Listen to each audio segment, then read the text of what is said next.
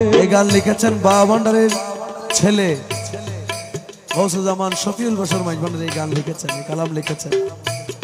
শফি বাবা বলতেছে, তোমারে ডাকিতে দয়াল নাই গো শক্তি, আমি আপনি জুতা পরে মাইজ ভান্ডার চলে যাই।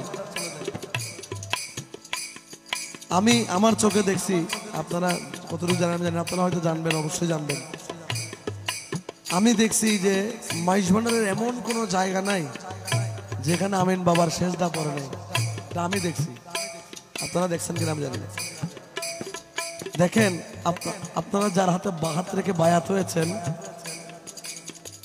উনি প্রত্যেকটা জায়গায় জায়গায় যেখানেই বাবা যান ওনার নজরে করে, উনি জানে, উনি ভালো জানে, আমরা তো জানি না, ওই জায়গায় সেজদা দিয়ে দেয়। আর আমরা কোথায় আছি? আমরা মাইজ ভান্ডার ঢুকে মাইজ ভান্ডার থেকে বের হয়ে ফকির হয়ে যায়, এক একজন পীর সাহেব হয়ে যায়।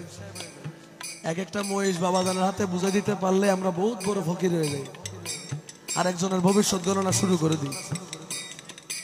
আমিন বাবাজান যদি চায় চট্টগ্রামের অর্ধেক কিনতে পারবে, যদি চায়। কিন্তু দেখেন গিয়ে পায়ে জুতা পরে না মাইজ ভান্ডার শরীফ ঘুরে। আর আমি আপনি কোথায় আছি?